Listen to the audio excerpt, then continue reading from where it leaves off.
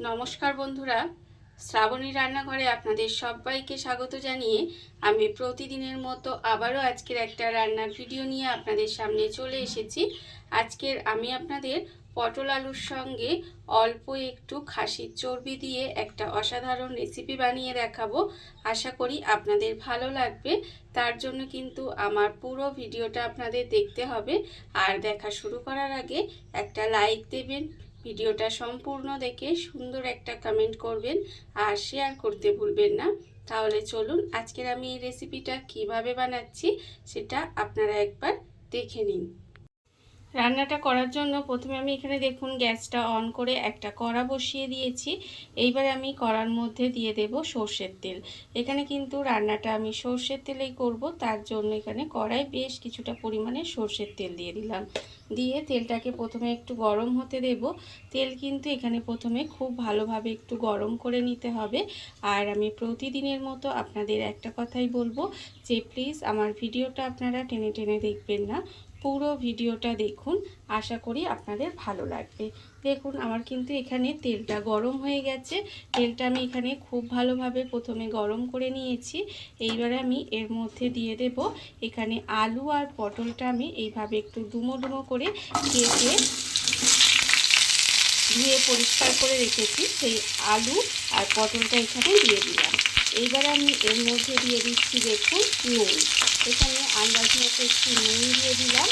আর দেবো আমি এখানে অল্প সামান্য একটু হলুদের গুঁড়ো। এই নুন আর হলুদ গুঁড়ো দিয়ে এই পটল আর আলুটা প্রথমে খুব ভালোভাবে একটু ভেজে নেব। এটাকে কিন্তু খুব ভালোভাবে একটু লাল করেই প্রথমে ভেজে নিতে হবে। তবে আমি এখানে পটল আর আলুটা একসাথে দিয়েই লাল করে ভেজে নিচ্ছি। আপনারা চাইলে কিন্তু এটা আলাদা আলাদাও ভাজতে পারেন। দেখুন এইভাবেই কিন্তু আলু আর পটলটা আমি ভেজে নেব। আর আমার চ্যানেলের নতুন বন্ধু পুরনো বন্ধু সবাইকেই বলছি আমার তরফ থেকে অনেক অনেক ভালোবাসা। নতুন বন্ধুদের বলবো যদি আমার চ্যানেলটা সাবস্ক্রাইব করেন তাহলে পাশে থাকা বেল বাটনটা অবশ্যই প্রেস করে দেবেন, যাতে আমি যখনই কোনো নিত্য নতুন ভিডিও আপলোড করব সবার প্রথমে আপনাদের কাছে নোটিফিকেশান চলে যাবে এবং আপনারা আপনাদের সময় মতো ভিডিওটা দেখে নিতে পারবেন। আর পুরনো বন্ধুদের বলবো এইভাবে আমার পাশে থাকার জন্য, আমাকে এগিয়ে যেতে সাহায্য করার জন্য আপনাদের অসংখ্য অসংখ্য ধন্যবাদ। দেখুন আমি কিন্তু এইভাবে আলু আর পটলটা ভেজে নিচ্ছি। আর এটাকে কিন্তু আরেকটু লাল করে ভেজে নিতে হবে। আলু পটলটা আমার এখানে লাল করে ভাজা হয়ে গেছে। আর এর থেকে বেশি ভাজার দরকার নেই, এখানে আমার ভাজা হয়ে গেছে। এইবারে আমি এই আলু আর পটলটাকে আলাদা করে তুলে রেখে দেব। আলু আর পটলটা এখানে আলাদা করে তুলে রেখে দিতে হবে।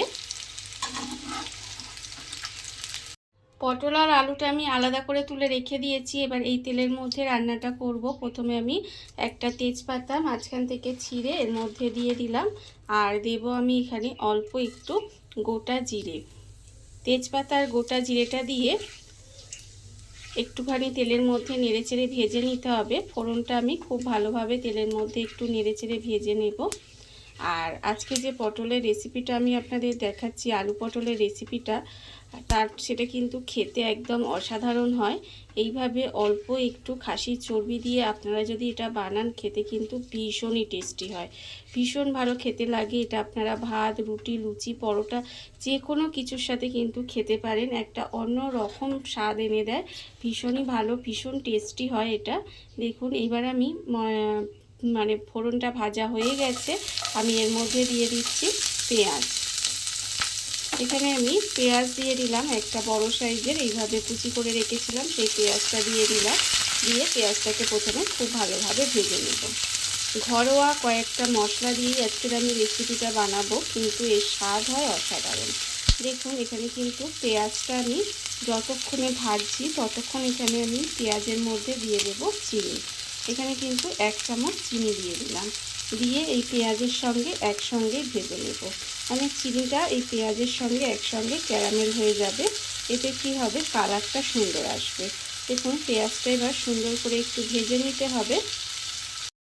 পেঁয়াজটা আমার এখানে ভাজা হয়ে গেছে। আর এর সঙ্গে সঙ্গে দেখুন চিনিটা যে দিয়েছিলাম সেটাও কিন্তু এখানে গলে গেছে। গলে এখানে কিন্তু ক্যারামেল হয়ে গেছে, গলে গিয়ে এইবারে আমি এর মধ্যে দিয়ে দিচ্ছি দেখুন আদা আর রসুন। আমি এখানে থেতো করে রেখেছিলাম, সেই আদা রসুন থেতো করা এর মধ্যে দিয়ে দিলাম। এখানে কিন্তু রসুনের পরিমাণটা আমার একটু বেশি আছে আদার তুলনায়। এইবারে দেখুন এটাকে একটুখানি এর সঙ্গে কষিয়ে নেব, যাতে এই যে আদা রসুনের কাঁচা গন্ধটা চলে যায়। খুব বেশি সময় কষানোর কিন্তু দরকার নেই, জাস্ট একটু সময় নেড়ে চেড়ে এটাকে রান্না করে নিলেই হবে, এতে এর কাঁচা গন্ধটা চলে যাবে।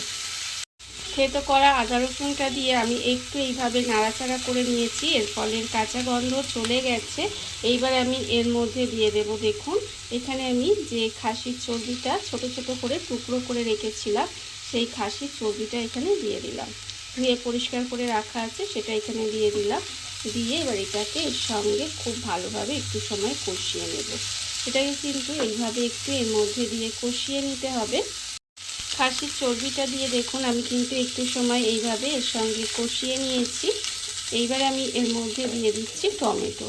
এখানে কিন্তু একটা একটু বড় সাইজের টমেটো এইভাবে টুকরো করে রেখেছিলাম, সেই টমেটোটা এর মধ্যে দিয়ে দিলাম। আর আমি এর মধ্যে দেব দেখুন এখানে গুঁড়ো মশলা।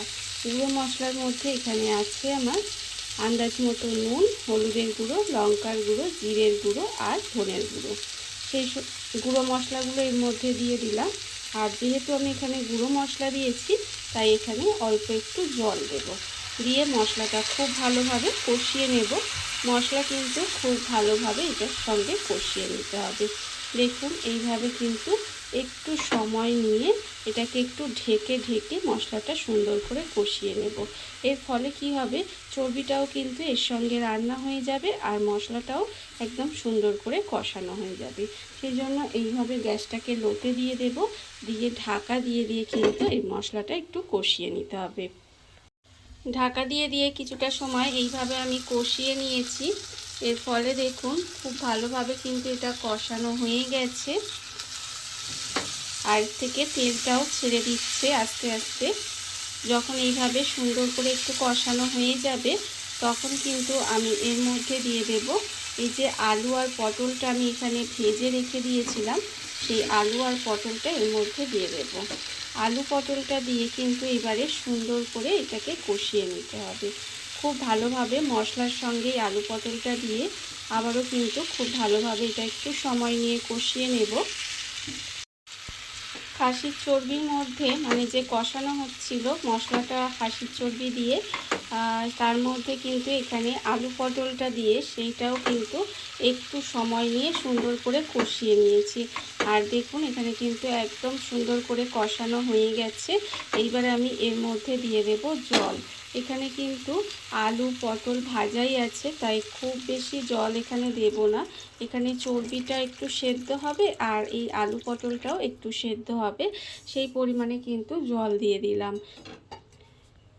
দেখুন আর এটা কিন্তু খুব বেশি ঝোল ঝোল ভালো লাগে না, একটু মাখো মাখো হলে খেতে ভালো লাগে, সেই জন্য খুব বেশি জল দেওয়ার দরকার নেই। এবারে এটাকে ঢাকা দিয়ে খুব ভালোভাবে এটাকে একটু রান্না হতে দিতে হবে। গ্যাসটা প্রথমে লো টু মিডিয়ামে দেব, দিয়ে কিছুক্ষণ রান্না হতে দেব, তারপরে গ্যাসটাকে লোতে দিয়ে এইভাবে একটু ঢাকা দিয়ে রান্না করলেই দেখবেন সুন্দর হয়ে সব কিছু রান্না হয়ে যাবে। ঢাকা দিয়ে আমি বেশ কিছুক্ষণ এইভাবে একটু রান্না হতে দিয়েছিলাম। এর ফলে আমি আপনাদের দেখাচ্ছি দেখুন,